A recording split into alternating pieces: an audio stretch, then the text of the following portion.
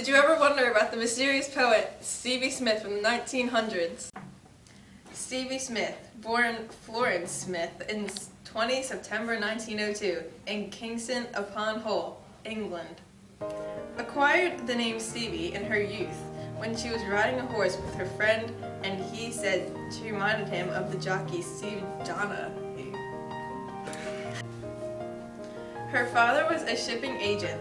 When both the company and the marriage fell apart, he ran away to sea, and Smith hardly ever saw him again. When Smith's mom became sick, she moved in with her Aunt Madge Speaker, aka the Lion Aunt. Spear had a big influence on Smith. Spear was a feminist with no patience with either men or Hitler. Due to this, Smith became an independent woman and writer. Contrast to the beliefs of the time, father knows best, that idea became foreign to Smith since she resented her dad for leaving and was raised by a woman. Smith was a sickly child. At 3, she got very ill, and at 7, was suppressed when she separated from her mom. Fascinated with the topics fear and death, which became the topics of her poems, Smith was strangely counseled by the thought of death as a release that she did not commit suicide. Mom died when she was 16, and from that, Smith became extremely nervous with a mix of severe shyness and intense sensitivity. See A Horse of Mercy.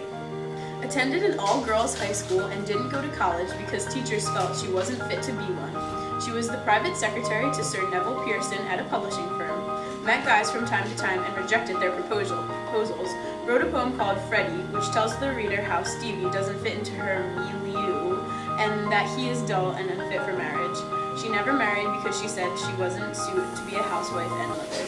Although Stevie had been writing over 10 years, it was not until 1934 that Stevie submitted some of her poems to a literary agency.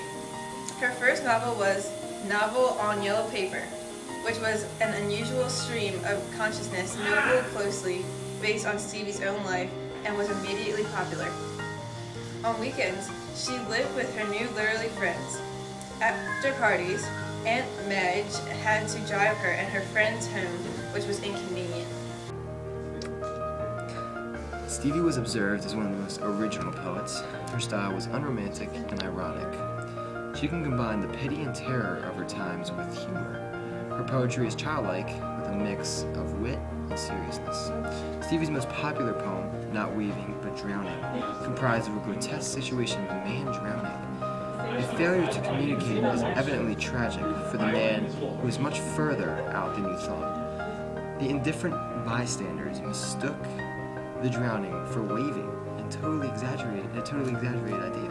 At the end of the poem, the speaker states, "I was much too far out of all my life," which depicts of a life of isolation and depression which corresponds to Stevie's own life.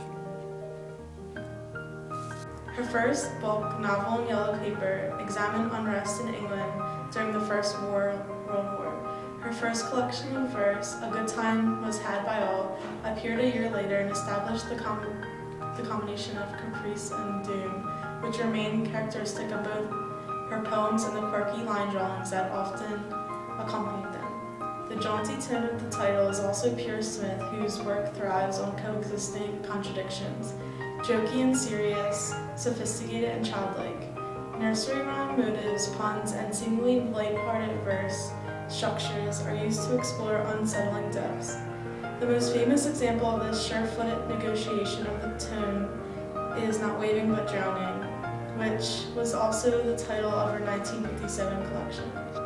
In the 1960s, Smith built a popular reputation as a performer of her own work, playing up her eccentricity and half-singing some of her poems in a quavering voice. She also made a number of broadcasts and recordings, her skillful and extensive use of personae leading itself particularly well to reading aloud. In 1966, she was recognized by a Cholmondeley Award, and in 1969 was awarded the Queen's Gold Medal for Poetry. Stevie Smith died of a brain tumor in 1971, only 3 years after her notable aunt. Stevie Smith, Come Death, 2. This is Smith's last poem, written after she had become ill from the brain tumor that would kill her. Smith's attitude towards religion, it may be noted, was one of considerable ambivalence and uncertainty. I feel ill. What can the matter be? I'd ask God to have pity on me, but I turn to the one I know and say, "Come, death, and carry me away." Ah, me, sweet death, you are the only God who comes as a servant when he is called you. Listen then to this sound I make. It is sharp. Come, death, do not be slow. Hi, I'm C.V. Smith, and this is my poem, Autumn. He told his life story to Mrs. Courtly, who was a widow. Let us get married shortly. Said, I am no longer passionate, but we can have some conversation before it is too late.